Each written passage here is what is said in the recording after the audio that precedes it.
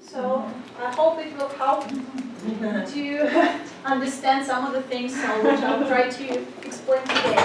My name is Ina, and I'm a Fulbright scholar here on a program called Russian International Educator Administrative Program.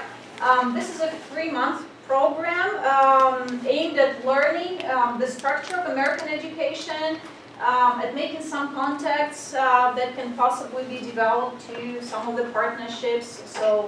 And we spent some time in Indiana University before coming here, in Washington, D.C., in New York, and I was in the University of River Falls in Wisconsin. So today I'd like to make a presentation to you, just talk a little bit about Russian language, Russian mentality, and how does it influence the way Russian people think. So I'm sure you know a lot, but maybe something you'll find interesting. I like this quote very much, so that's why I decided to put it over here. Every language is a temple. And really, within the language actually is their treasure, which keeps all their values of people and defines how people interact with each other, their attitude towards the world, how they perceive themselves and other people. I'll try to show a little bit today how the Russian language influences Russian mentality. And being here, I'm very often asked the question, what do typical Russians think of America? And I usually say that I'm not a typical Russian, I'm a Fulbrighter, so that's a different thing.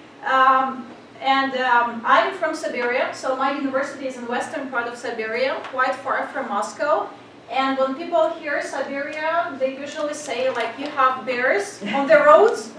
And we have a joke, because we used to answer, no, these are all lies, we have no roads. And stereotypes which we have, and I'll speak about it today a little bit. But before that, I'd like you to make kind of a self-check, which will help us in the beginning. Think of 5 words that come to your mind when you think of Russia. And 5 words which come to your mind when you think of your country. Okay?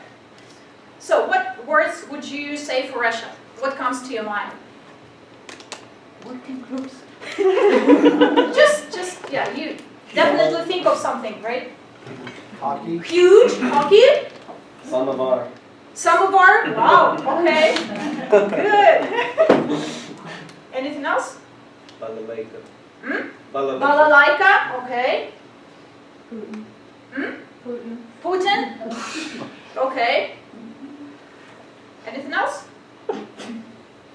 Okay, US? US Americans? What words would you say? Burgers. Burger? Okay. Anything else? Dengue. Dengue. Money. Dengue. Money? Okay. Money? Anything else? Stars and stripes. Okay. Stars and stripes and flag? Yeah. Okay. That's it? Nothing else? Okay. Well, can we move to the next slide, please? Oh yeah, I forgot Okay, that's it. So I'll tell you a little bit about an experiment we made with the students, with Russian students only. And it actually started more than 20 years ago in 1922. It wasn't done by me, it was done by my scientific advisor, as I was small at that time. And they made associational experiment with students. What associations do they have with America at those times? And just to give you an idea, 1992 was the time of their reforms in Russia. It was a difficult time in terms of economy, politics, and a lot of Russian students, and those were students of first and second years, so about 17 to 18 years old, they thought of America as something, as a country of happiness. Let's see. And here you can see what reactions, what words have they put when they thought of America at that time. So 27% would put a smile, which definitely is explainable because smile in a way meant happiness, and this is what associations they had with the US. Freedom, money, skyscraper, cars, and New York. Most of them are understandable. Yeah, cars at that time was more a sign of wealth, so the cars were not that much popular. So, and this is what their students started to see in Hollywood movies. This was the time when we started to have Hollywood movies, and it actually influences very much their viewpoint of the US. And the next one, please. Here also some of the names, the proper names that they associated with America at that time in 1992. So we see Hollywood here is on the first place, understandable. New York, White House, Disneyland, Marlboro. And actually, yes, this is one of their things that associated with America at those time, because we had on TV commercials with Marlboro cigarettes and the cowboys over there. So it was very strong in their conscious of people. 1992? 1992. Chicago Bulls, that's...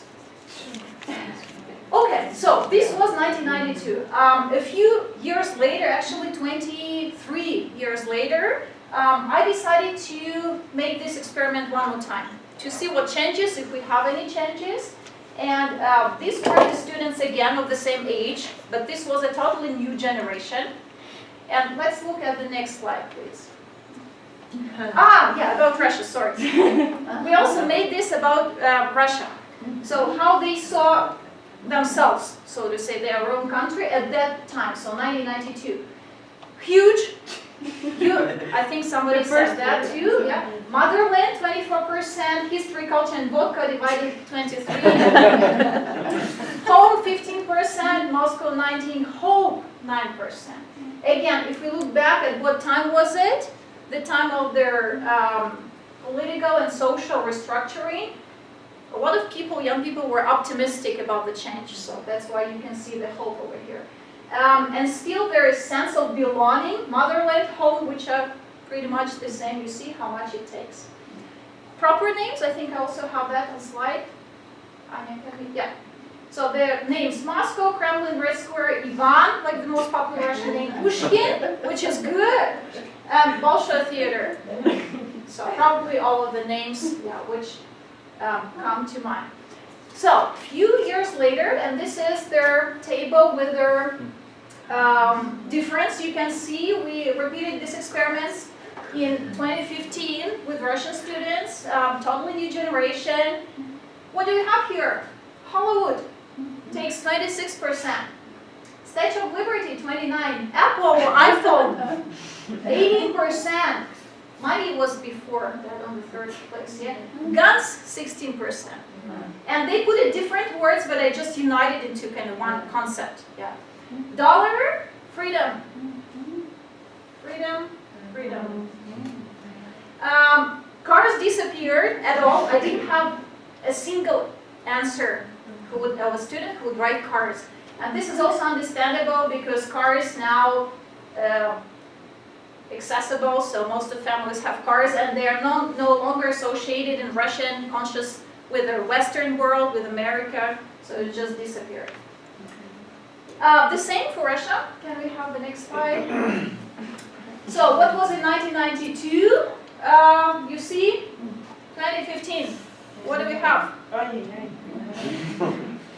So the leader of the country is on the first place. Red Square is a symbol of the country, capital. Winter literature. Again, if you remember, books were Pushkin at least. And I'm very happy they still include their literature there. So Orthodox Church, which is actually understandable too because of the role of religion that is playing nowadays. Nature, 8%. So you can see really the difference of their perception of both countries, and it's actually only 23 years. Yeah. So, but the generation is absolutely another one with another views, with other political, social, philosophical views. So I thought this was very interesting to see. Moving on next, I'd like to turn to personality. Personality as a product of language and culture. And here it raises a question, does the national character really exist? And the role of stereotypes as a fixed mental impression of a fixed pattern, which is believed to represent a type of a person or event. We very often come across the stereotypes, and I think it's important to learn about them in order, what we know, if we know the stereotypes, we know how to avoid them. We know how to get over prejudice. But definitely in their national character there is something true. Yeah, so if the representative of the same, of certain nationalities are put in the same situation, they would behave differently, for sure. And it speaks for that the national character really exists. And can we move on? In Russian language there is very famous anecdote, a joke, which shows their national character stereotypes, which are in Russian language. The competition of the best book about elephants.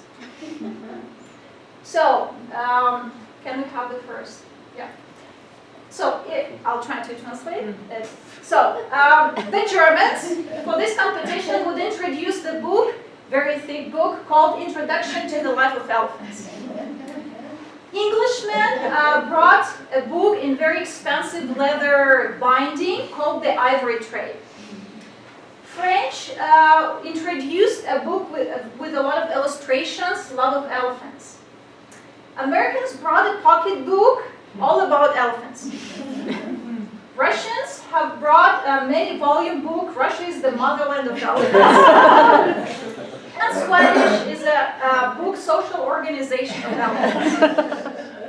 And there are a lot of jokes like this where you can really see their highlights of national character and stereotypes. And actually, I remember I saw a lot of videos that, like real life shows, where groups of different nationalities came to a resort in Turkey, and they were put in some situations, and all of this was videotaped, like how people would react if the actor who pretended to be drunk drove a bus. So, for example, Englishmen would say when they saw their driver, they refused to go to that bus. Japanese would consult with each other, and whatever the leader of the group decides, they would follow this. I don't remember exactly what other, or the driver started to smoke, though smoking on the bus is prohibited. So this same Japanese, for example, would prefer to keep quiet, not to break the balance, not to cause any quarrels. Americans started to smoke too. This is a real, the show which was.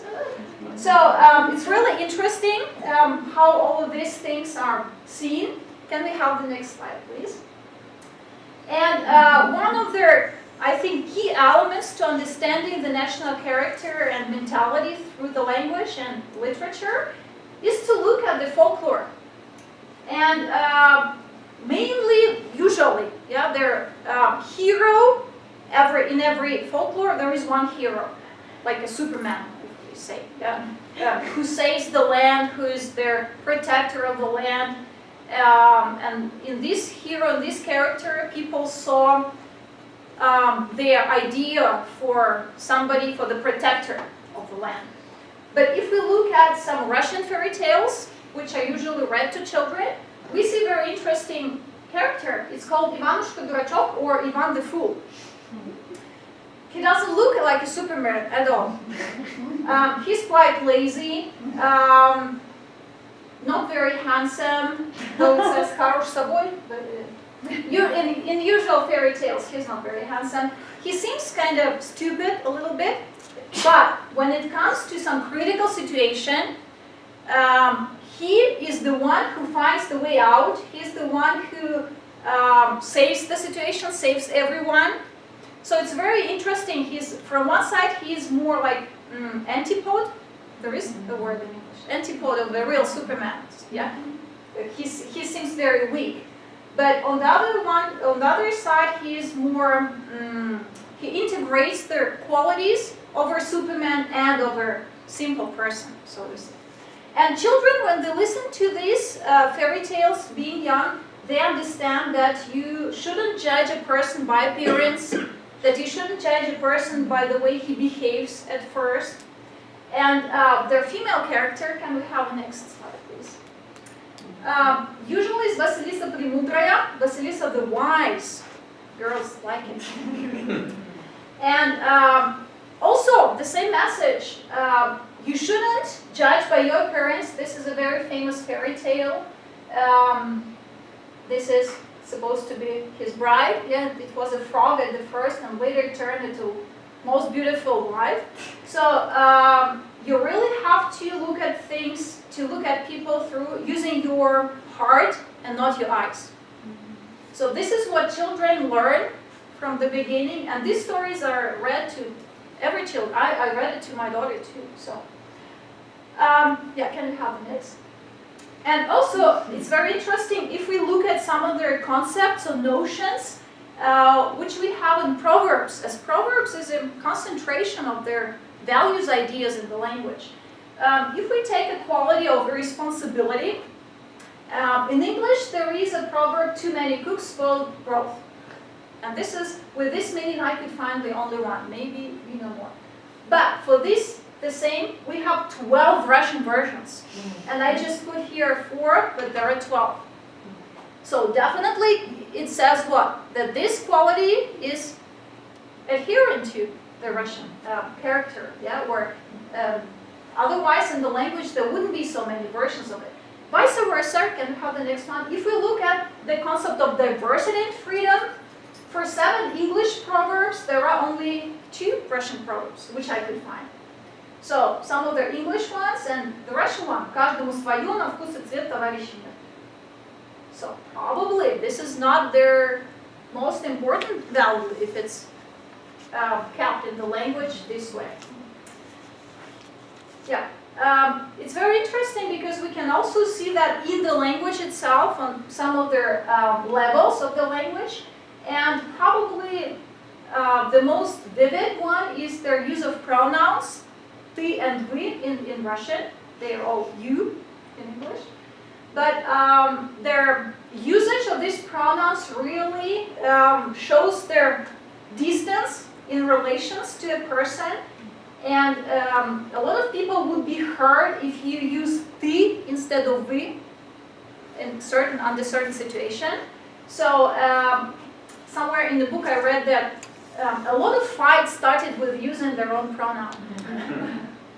So, and for example, even my daughter, she sometimes when she wants to show distance, to show that she is grown up, she uses vy to me.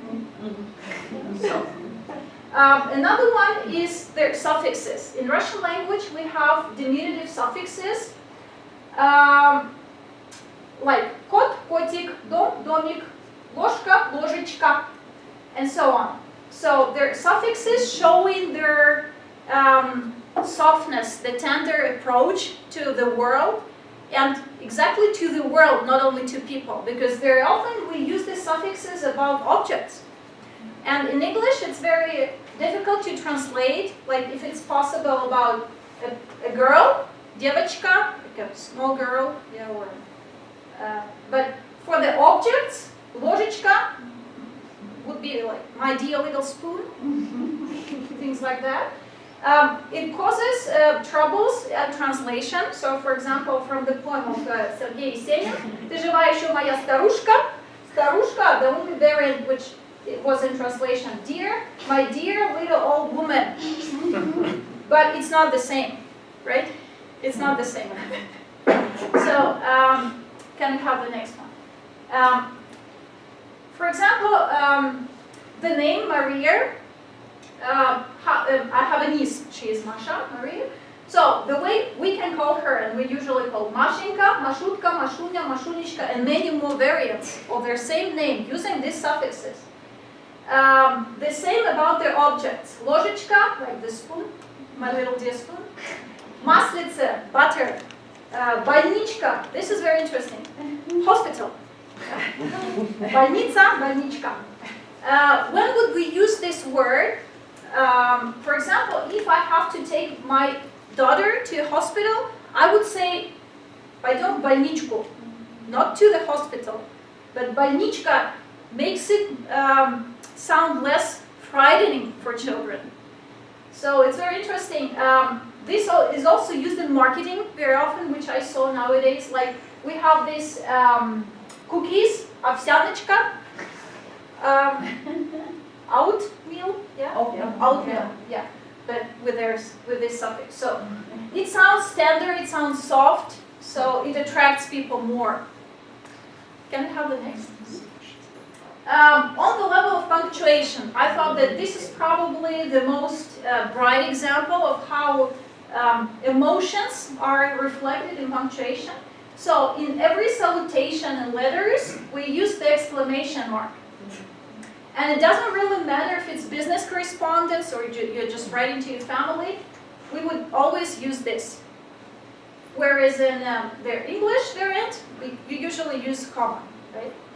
And when I was flying recently, I just took a picture of some part of the text from their onboard Aeroflot onboard magazine, which I thought was very interesting in terms of translation. And I think it's a good translation because they don't use the exclamation mark in the English variant. So the same two parts, you can see the exclamation mark at the end, but the English version, it sounds much better without. And children, when they see with this, when they acquire the language, Russian language, they also they get to know the power of exclamation mark, that this is very emotionally charged. And I can show you, can we have the next? Yes, and the pictures. So, this is actually the text which I got from my daughter, that's her. She is not very happy about going to school. So, she wrote me, she texted it to me. So, дорогая мама, я тебя очень люблю, я буду стараться вести себя хорошо, не забудь привезти мне подарок и не один. So, dear mother, I love you very much. I will try to behave well. Don't forget to bring me a present, and better more than one. Can you see how emotions? And the next picture, yeah, also. Yeah. And this is the text from my niece, Masha. So she wrote, Инна, привет, как у тебя дела? Поздравляю с 8 марта, удачи в Америке, Masha. So, hi Inna, how are you doing? Congratulations with the 8th of March, and this was in March. Good luck in America, Masha. So, can you see? And I mean, they just texted at almost at the same day, yeah, but you can really see how emotions I revealed here. And what is interesting, we don't use 2 exclamation marks. Never. 1 or 3 or 5. And it depends on their level of emotionally charge. Yeah, so with their salutation is 1, but here Masha, so she is more emotional about writing to me. So I thought this is very interesting. On the level of the word order, yeah, another, yeah.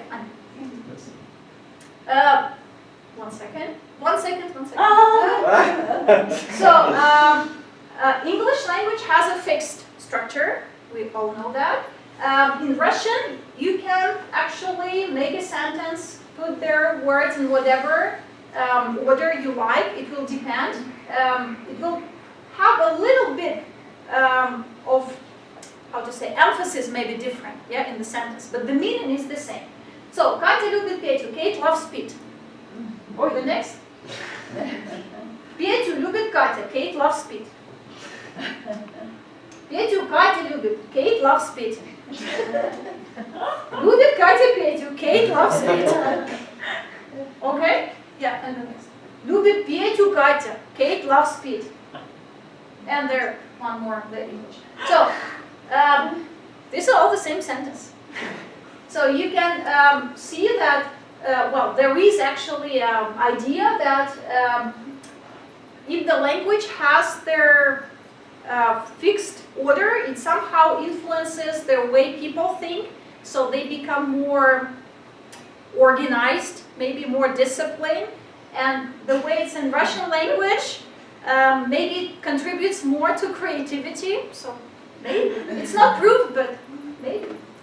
Okay? Tina, Yeah, sure. how do you say Pete loves Kate? Whatever. On this 5, whichever is good. So how do you know if it's Kate loves Pete or Pete loves Kate? Because there is grammatical, it's accusative case, right? Accusative case. So you know that Katya is always the subject everywhere here. In whichever sentence, Katya is the subject. And Petyu is their object. So that, you can use whatever. And this is actually, this is Pete and Kate. Okay.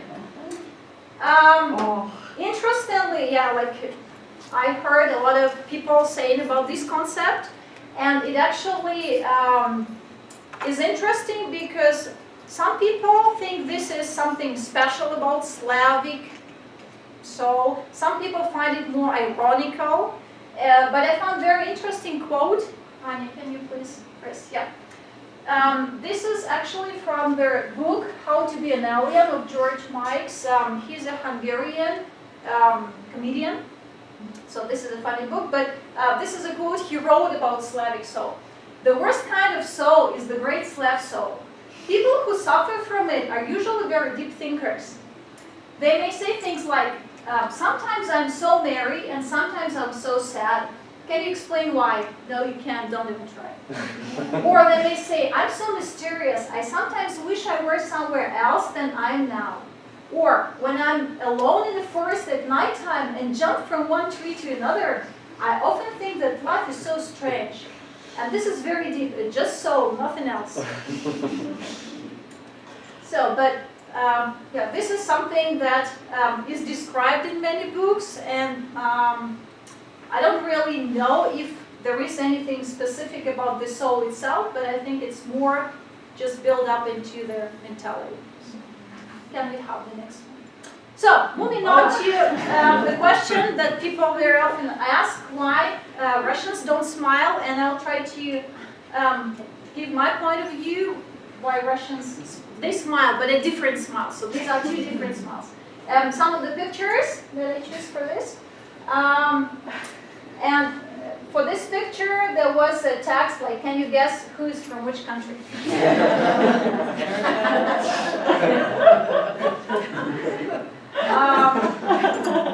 can't do it. So it's really very interesting, and but it's very explainable. Actually, their solution is on the surface. And can we have the next? In the history, the leader who was the first one to smile was Mikhail Gorbachev. And this was actually perceived as a new leader, new type of a leader, unsmiling nation, new Soviet style it was called. And these are the pictures and the quote, which I took from Red Star Rising. So, Gorbachev is a bouncy man, quick with a smile and self-assured, apparently confident in his position. The presence of the young-looking leader's wife reinforced the idea that leadership in the Soviet Union was undergoing a change. And it actually did make a difference of the perception of the country itself too. Can we move on? Yeah. So, moving on to their difference in smiles as a difference of culture, I would say that their smile, the Western smile, as we can say, has 2 major elements. So the first smile is a formal sign of culture, having nothing to do with a real attitude or reaction to the event or person. And the second element is adhering to all people, biological reaction to positive emotions. What we have in Russian smile is just the second. So it's a biological reaction to positive emotions, nothing more. Serious people don't smile, and Russian smile is not communicative. And I'd like to show you some other, can we move on to the next one? How deep is it in the tradition? This is an old book, kind of a collection of the stories for the younger generation from the old Russia. So I took a quote here. «Сын мой, среди людей находясь, к ним подходя, не смейся, ибо в смехе рождается глупость, из глупости ссора, а в ссоре драка, так грехи и совершаются». So, my son, being among people, do not laugh, for it gives birth to foolishness, and foolishness can lead to a fight, and so the sin is committed. So you can see how deep is this tradition of percepting smile and laughter, not natural smile and laughter, is something negative. Yeah, can we have the next? So we can see that, of course, there are changes nowadays, and people smile more than it used to be, but still we can say that the formal, and the pictures, please. So the formal smile, still as the first element of the smile, which I was talking about, is not perceptive. Yeah, it's just out of culture. The two other smiles, commercial smile, which is definitely we are having now, and sincere smile. So this is the smile which is in Russian culture, in Russian people. And maybe one of the most significant influences on Russian language and Russian culture is actually the climate and geography. And there are a lot of books written about that, how their territory where people live actually influences their way of thinking, and the climate too, and the weather. So huge territory and harsh climate influences, of course, that people try to stick together. Collectivism, which we say, is all rooted to their desire of protection, of being united, that you can only survive if you unite. Necessity to unite to survive and protect. Соборность, I didn't even translate this concept because I don't know if it can be translated. But I would say this is one of the key concepts, key values in Russian culture.